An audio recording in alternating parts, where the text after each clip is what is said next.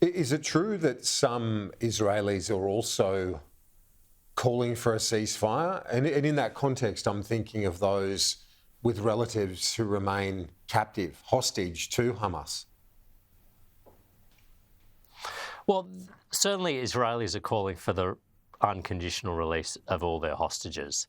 There's about 130 that remain under the control of Hamas. And, the Israel government and the Israeli civilians and public are calling for further attempts to negotiate through Qatar and other mediators the further exchange of hostages. Now, there were meetings held just over the last few days involving the head of the CIA, the head of the Mossad, Qatari authorities and others to discuss the way forward. Certainly, I think everyone would like to see the hostages released safe and unharmed.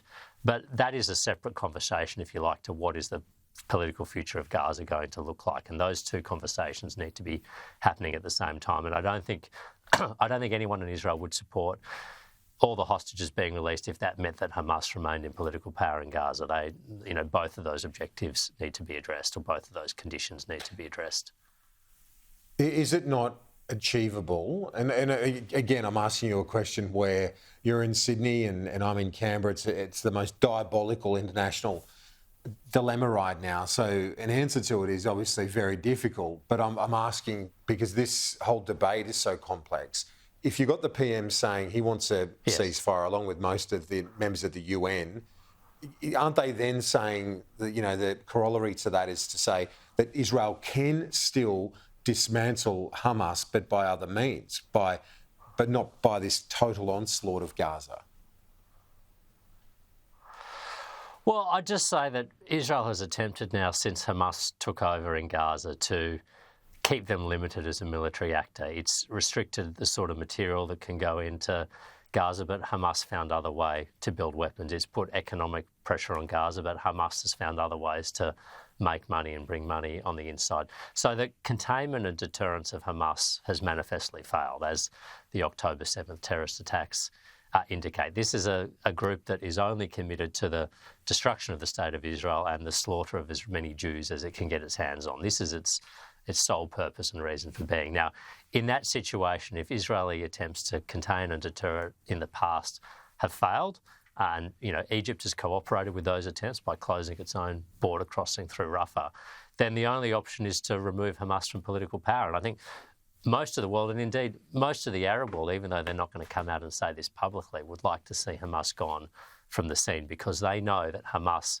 throughout its history, has held back the cause of peace in the Middle East and has held back the aspirations of the Palestinian people. Now, diplomacy has failed to dislodge Hamas. That's why we're left with force. And force in the Red Sea, the US pushing back against the attacks from the Houthi rebels out of Yemen. What should Australia do? Should Australia say yes to that request from the US to send a ship? Absolutely, Australia should be supporting that request, and I'm puzzled that it has taken so long, and I'm horrified that the answer seems to be trending in the no direction. I mean,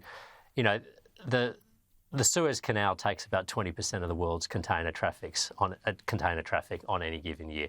Australia is a country that depends upon freedom of navigation on the high seas, freedom of commerce on the high seas. We are a trading nation, and if you're worried about the cost of living in Australia, well, forcing ships to divert from the Red Sea and the Suez Canal and instead go around the southern tip of Africa is going to add twice the fuel expense to a cargo, about 9 times, 9 more days in transit. It's going to exacerbate the very issues that are so front and centre of mind here. So we need to be tackling the disruption to shipping in the Red Sea. And if the US is assembling a task force, which they are, and they've asked their allies to contribute, which they have, Australia should be front and centre volunteering to do our bit almost straight away. And I just cannot understand do you think that why we're even the deliberating timing over this.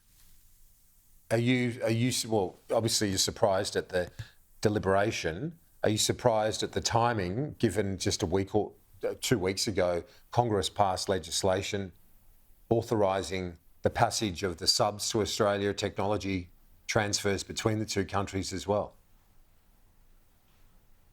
Yeah, look, exactly right. I mean, for the first time, the United States is prepared to share with a country other than the United Kingdom the technology for nuclear propulsed submarines. Congress has just approved Australia going and basically taking 3 Virginia-class nuclear submarines off US production lines and taking them for our own use.